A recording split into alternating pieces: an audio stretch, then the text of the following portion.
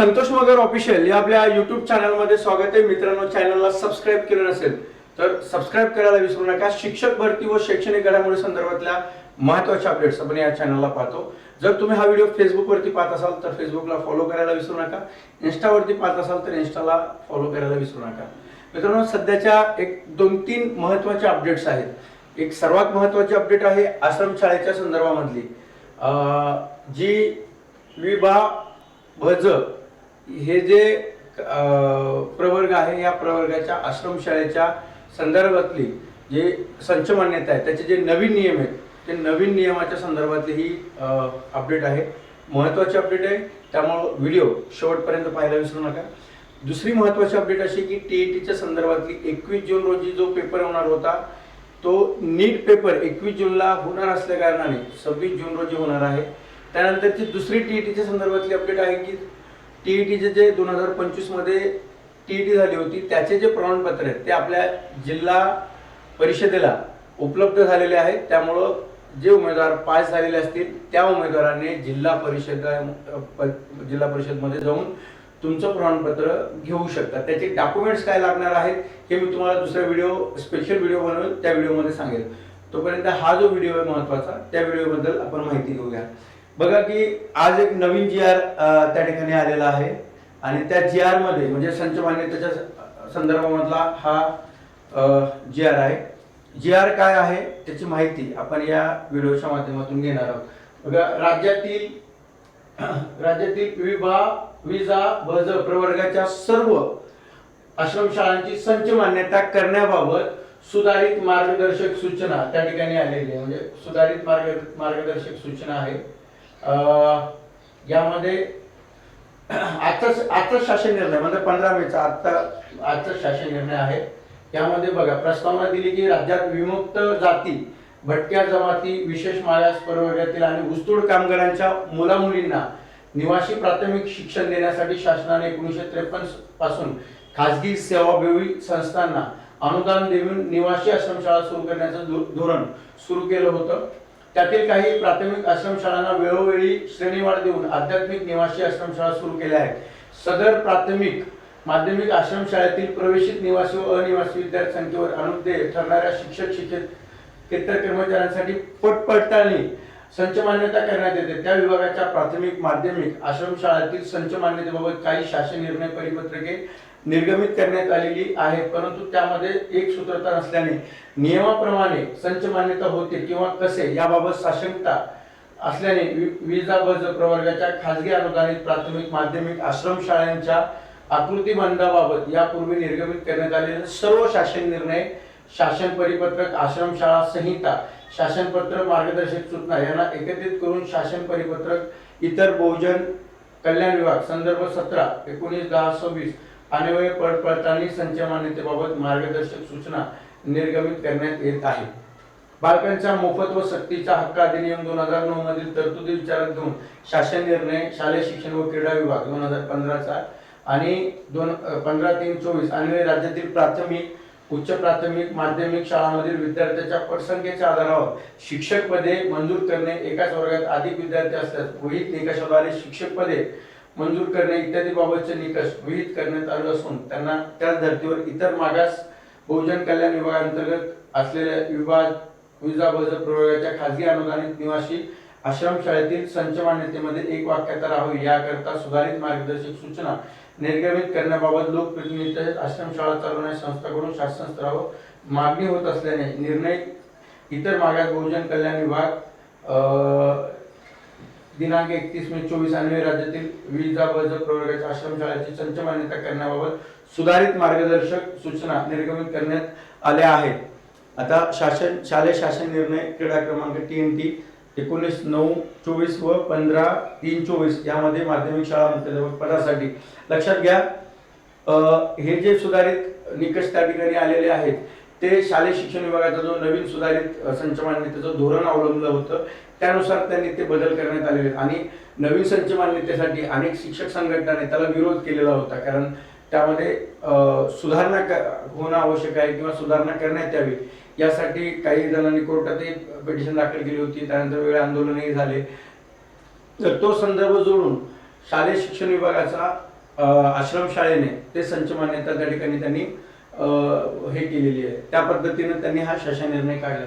बघा संच मान्यतेमध्ये काय केले की सुधारित तरतूद केली. त्यानुसार विभागाच्या 31/5/24च्या शासन शुद्धी पत्रकामध्ये शालेय शिक्षण विभाग 15/3/24 आणि 19/9/24 नुसार सदर बदल अमेंडमेंट करण्याची बाब शासनाच्या विचाराधीन होती. म्हणजे जे अमेंडमेंट केलेलं आहे ते कुठलं, शालेय शिक्षण विभागाचे जे शासन परिपत्रक आलेले त्याच्यामध्ये अमेंडमेंट केलेली आहे.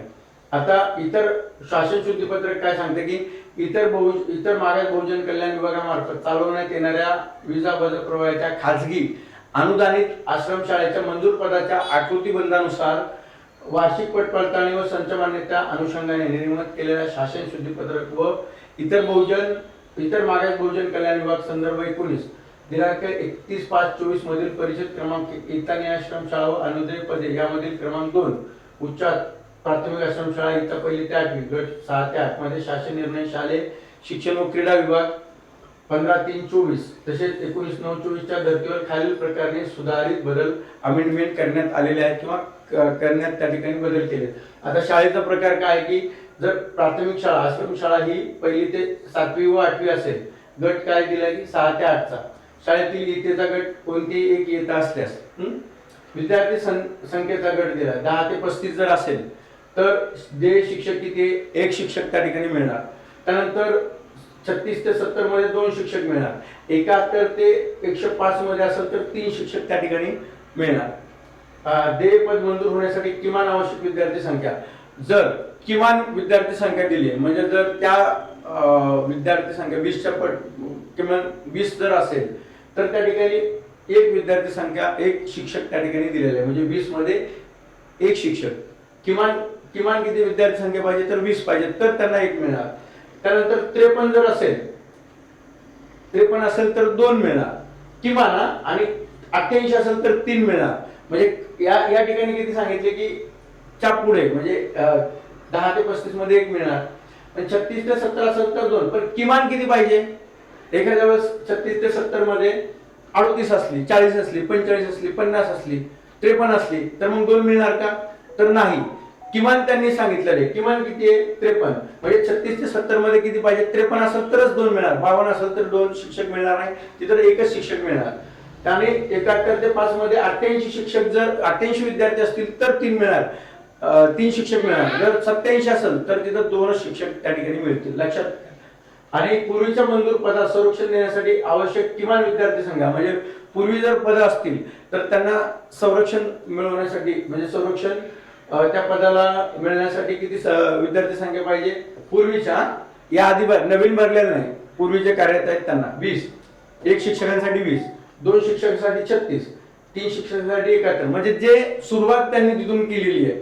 लक्षात घ्यायचे 2 बदल आहेत. एक आहे की नवीन पदाला जर मंजुरी पाहिजे असेल तर किमान शिक्षक त्यांनी इथं दिले, आणि दुसऱ्या कॉलम मध्ये काय दिले की जर पूर्वी जर कार्यरत असेल तर त्या पदाला संरक्षण मिळण्यासाठी किती विद्यार्थी संख्या पाहिजे तर ती या ठिकाणी दिलेली आहे. ठीक आहे. त्यानंतर 6वी ते 8वी मध्ये 105 च्या पुढे जर असेल तर प्रति विद्यार्थ्यामागे एक पद त्या ठिकाणी देय राहील. 105 जर असेल, 105 च्या पुढे जेवढे असतील त्याच्यामध्ये प्रत्येक 35 विद्यार्थी संख्येमध्ये एक शिक्षक त्या ठिकाणी देय राहील. कोणत्या 2 इयत्ता असल्यास, कुठल्या 2 इयत्ता जर असेल तर 20 ते 70 असतील तर 2 शिक्षक देय मंजूर पद. किमान विद्यार्थी संख्या 20 असेल तर त्या ठिकाणी एक शिक्षक मिळेल. 71 ते 105 च्या पुढे 3 शिक्षक मिळतील, 2 इयत्ता असतील जरा. परत ते 88 त्या ठिकाणी आले की मंजूर विद्यार्थी संख्या किती होणार 88, आणि इथे पद वाचवण्यासाठी 71.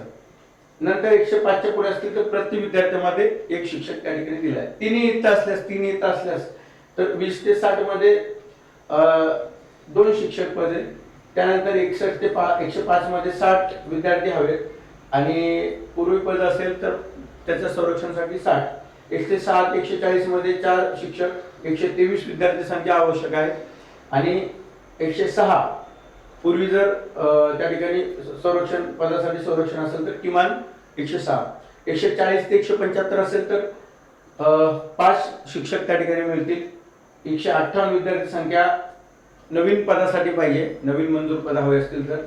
आणि पूर्वीचं असेल तर 141 हवे. त्यानंतर 175 च्या पुढे परत 35 विद्यार्थ्यामागे एक पद त्या ठिकाणी देय राहील. नंतर बघा की शासन निर्णय शालेय शिक्षण क्रीडा विभाग तो उल्लेख जो केला आहे नवीन संच मान्य 15/3/24 आणि 19/9/24 या धर्तीवर संदर्भित तो संदर्भ शासन परिपत्रकाचा वापरला.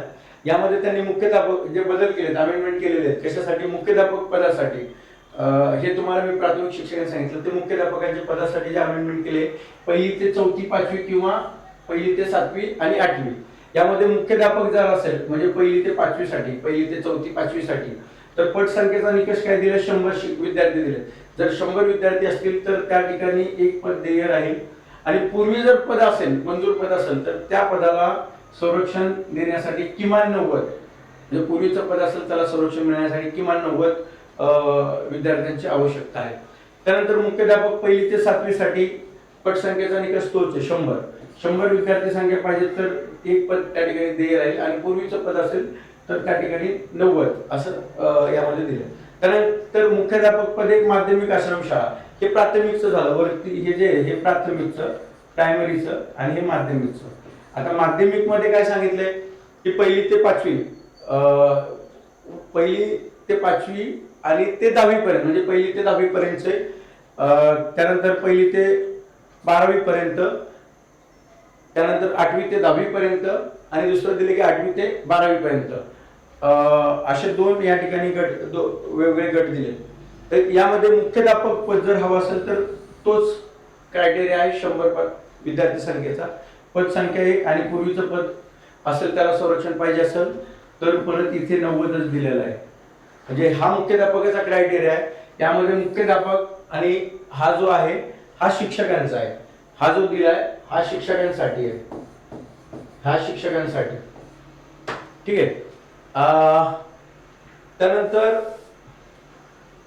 बघा सन 2025 26 संच पासूनच्या संच मान्यतेसाठी सदर शासन सुधी पत्रकातील तरतुदी लागू राहतील. शासन परिपत्रक इतर मागास बहुजन कल्याण 31/5/24 मधील अन्य निकष नियम तरतुदी पूर्वी प्रमाणात लागू राहतील. म्हणजे हे फक्त कुठला आहे? हा जो शासन निर्णय आहे तो शासन निर्णय फक्त संच मान्यतेच्या दृष्टीने आहे, लक्षात घ्या. संच मान्यताच्या दृष्टीने हा शासन निर्णय आहे.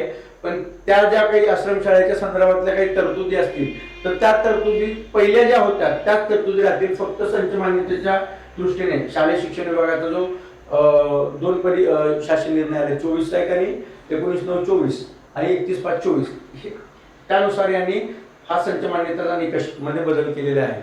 आणि त्यामध्ये जर तुम्हाला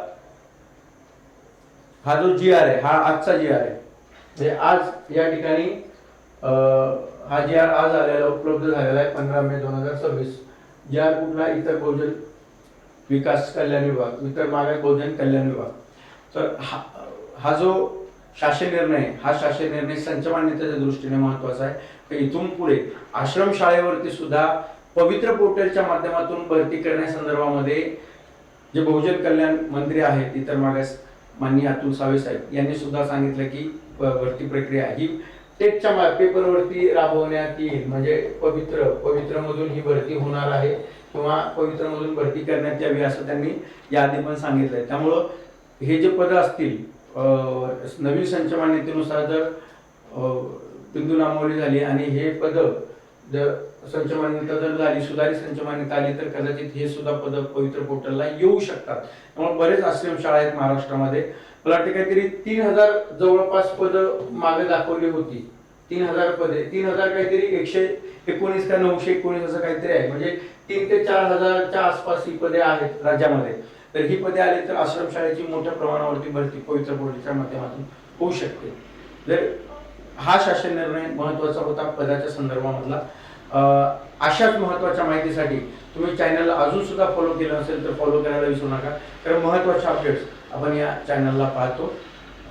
पुन्हा एकदा नवीन व्हिडिओ घेऊन, एक नवीन माहिती घेऊन आपण भेटूया. जर तुम्हाला एखाद्या जे शासन निर्णयावरती किंवा एखाद्या प्रश्न असेल आणि जर तुम्हाला त्यावरती व्हिडिओ हवा असेल तर कमेंट बॉक्समध्ये सांगू शकता. भेटूया नवीन व्हिडिओमध्ये. तोपर्यंत सर्वांना जय हिंद, धन्यवाद.